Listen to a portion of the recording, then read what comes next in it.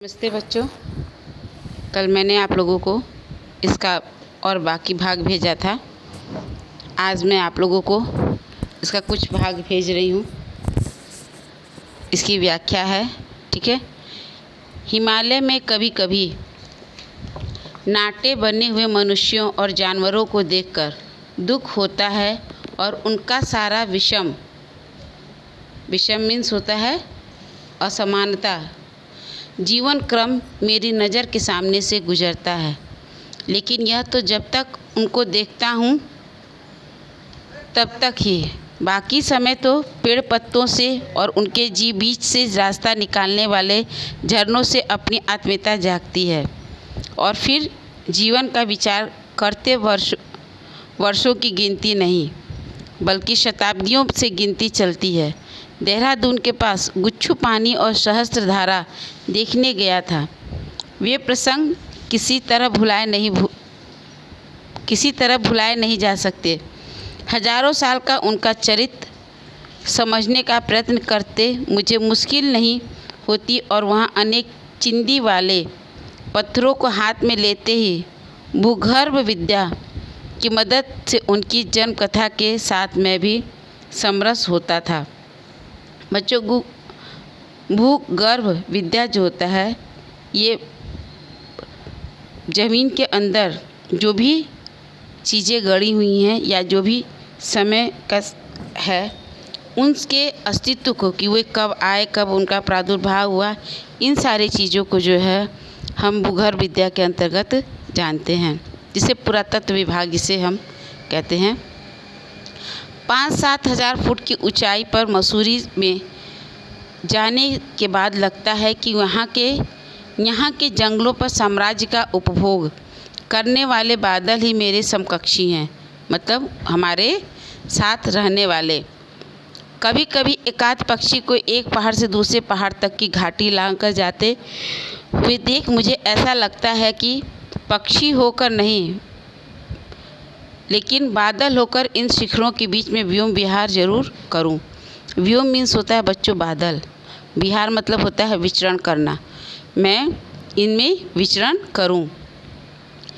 इन चिर हिम शिखरों में मैं उन पर विहार करने वाले बादलों में मनुष्य को महान सूचना देने की शक्ति है।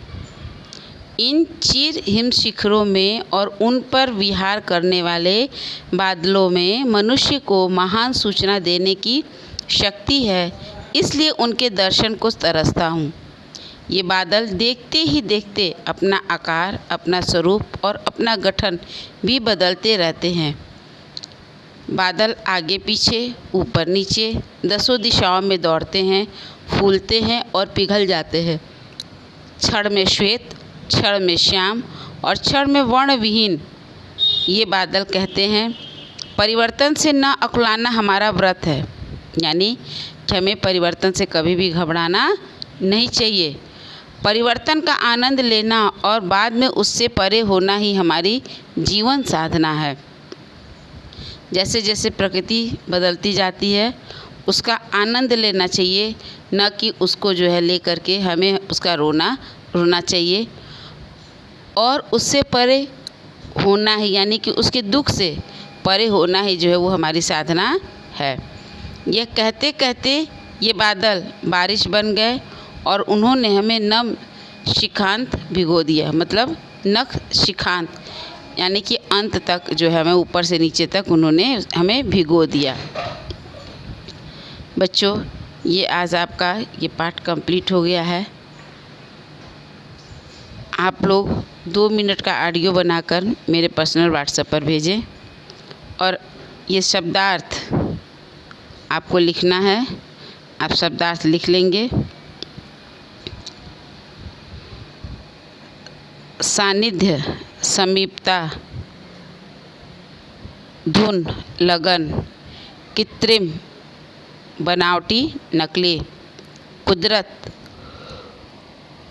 प्रकृति, आशंका, संदेह, सयानी, समझदार, समाधान, संकट या समस्या का हल, सुदीर्घ, सुविस्तृत।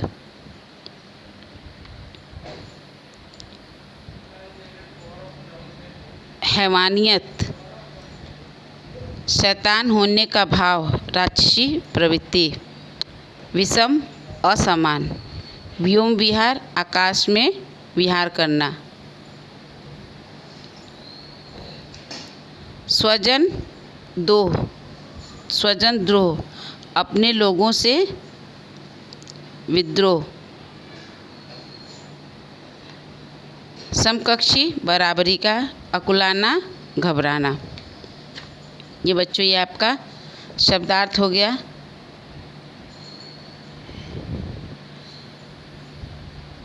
इसमें है, इसे आप अपनी कॉपी पे नहीं, अपने बुक में ये भी भरेंगे, बाद में कॉपी में लिखेंगे। लेखक किसके दर्शन के लिए तरसता है? प्रकृति के। कुछ लोग लेखक की आलोचना क्यों करते हैं? क्योंकि लेखक प्रकृति को अधिक महत्व देते हैं। मानवता किसकी संतान है? समाज की। मनुष्य किस आवरण से घिरा है? वातावरण से। शहर के लोग प्रकृति के साथ अपना मेल कैसे साधते हैं? तो ₹1.25 या 4